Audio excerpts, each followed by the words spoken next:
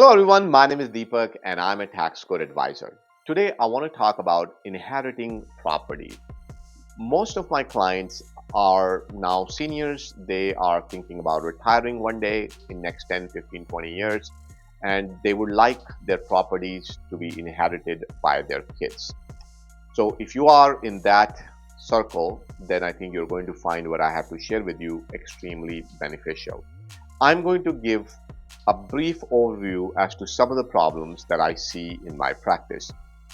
And by knowing these problems today, you can save significant amount of money because, if you don't have the problem, you can easily implement steps to avoid those problems altogether. But once you have those problems, it becomes super expensive. Professionals charge a lot of money, attorneys get involved, courts get involved, and kids don't want to deal with those problems. So it becomes expensive for the most part. So I would like to help you avoid all of that kind of situation. Now, I'm going to be discussing all of these subject matters in a greater detail at the Wealth Summit. So, if you have not yet registered for the Wealth Summit, I would strongly urge you to do that. It's on November 10th, 2024. By the way, just in case you're watching this video later on, I always have live seminars and events coming up. So, you can always go to taxcodeadvisors.com and take a look at my next live seminar or live event, and you can come there and learn about all these subject matters. So, typically, I would see clients doing one of the two things. One, they would simply have a property under their name. That means they have not created any kind of estate plan. That itself has its benefits, but it also has its disadvantages. The key benefit is that it's fairly easy to do. You don't really have to do anything. You buy a property, when you record that property, it gets under your name recorded and you're done basically. Now you pay your taxes and one day your kids get to inherit. Except one problem. And depending upon which state you are in, you will run into probate problem, which simply means that once your assets are above certain threshold, and normally that threshold is usually very low. It could be as little as 80 or $100,000 in many states. It's different depending upon which state you are in. It's a different number. But after that amount, you do have to go to court. For what? It's your property, you already paid for it, you want your kids to inherit it, but now you're getting your court involved. When the court gets involved, now you have to hire an attorney, there's court fees, it takes time, everything becomes a public record. You perhaps don't want all of that hassle. So, step one, always have an estate plan in place. That will at least solve some of the problems. At the Wealth Summit, we will have a dedicated section just on estate planning itself. Number two is asset protection. Asset protection for you as a parent, and then more importantly, asset protection once your kids inherit the property. So oftentimes I see that, when people come in, they will have an estate plan done, but they have not funded the estate plan. And if they have funded the estate, that means they have transferred the property under an estate. In many cases, that might not be sufficient enough either. And I think majority of the time, that's where people stop. So I'll express some of the issues with that so you kind of understand what happens if you're in that situation. Let's take an example. Let's say it's husband and wife, and they own maybe three or four properties, maybe in California, maybe a couple in Texas, maybe in some other state as well. And let's assume that these couple have done the right thing and they have created a proper estate plan. Now what happens? Once they pass, the kids get to inherit the property. But what exactly are they inheriting? Well, they're inheriting the property. They're not inheriting your trust, they're inheriting the property. That means if you have two kids, both kids become the co-owner of that property.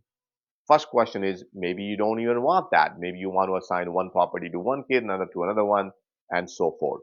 But if you make them a co-owner, that means a liability of one kid will infect that property. Imagine if one kid has credit issues or they run into some sort of lawsuit, obviously that liability get attached to that property. And once the liability gets attached to the property, the whole world knows that this is a distress sale. And when you have a distress sale, you're not able to sell that property at the market price. So I don't like that strategy at all. Majority of the time, this is the problem I see. Second problem I see is even if there is a no liability, how are kids going to resolve any conflict? There is no mechanism in place to deal with that. Maybe one kid wants to sell the property, buy something else, other kid doesn't want to do it. So how do you resolve that? So that language is oftentimes not mentioned into the trust. So how do you deal with that? Well, you set up an entity. And in the entity, you have all of those defined as part of an operating agreement. That look, once you inherit, these are the rules and regulations of this particular entity, and this is how you're going to operate. Now, some people have used an entity, so sometimes they're doing a good job, but oftentimes entities are also messed up as well. For example, sometime I will see that people have set up an S corporation. Sometime I'll see people have set up a corporation in a different state. And that runs into its own sets of problems. So I'll give you a couple of examples. I recently saw a client who had his 3 or 4 properties set up as an S corp. Why? Somebody told him that they are more tax efficient, and they are for certain businesses. So there's no like right or wrong answer per se. But in this case, I did not like the idea. Why? Number one reason is this gentleman was not running a payroll. When you have an S corporation, you have to run a payroll. So that's like he's going to attract IRS, and one day that will run into penalties and interest. So my recommendation is to get the property out of a S corporation. That itself is not that simple. It comes with its own sets of problems. So once you have taken that step to transfer the property into an S corp, it's not that easy. That's number one.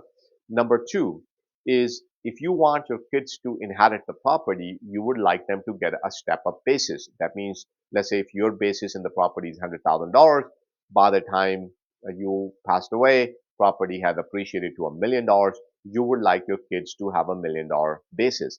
But if your kids are inheriting S corp instead of a property, that means they're inheriting a stock in S corp. And when they're inheriting a stock in S corp, that means they don't get step up basis. It's just a stock in a company.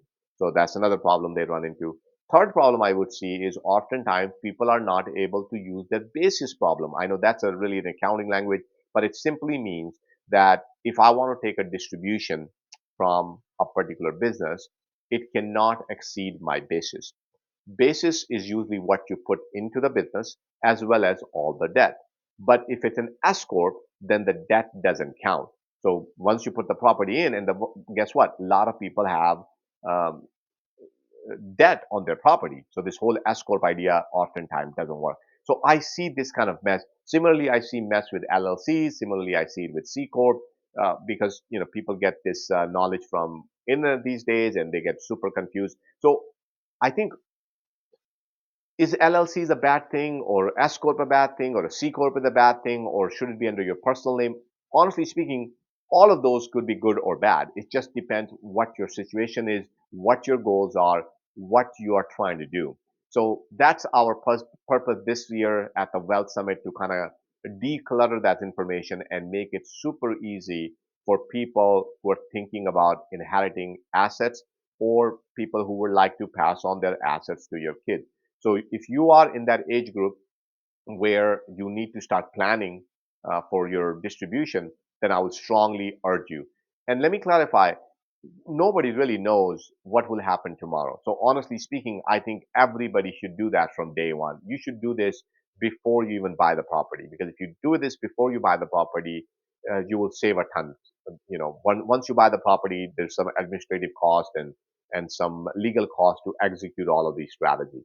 So anyhow, please come to the Wealth Summit, and we'll teach you how to do it properly, answer any questions you might have around this, and help you all avoid some of the problems. So I hope you find this information helpful. If you have comments, concerns, then you can leave it in here, and I'll be happy to discuss that with you. I'll see you at the Wealth Summit.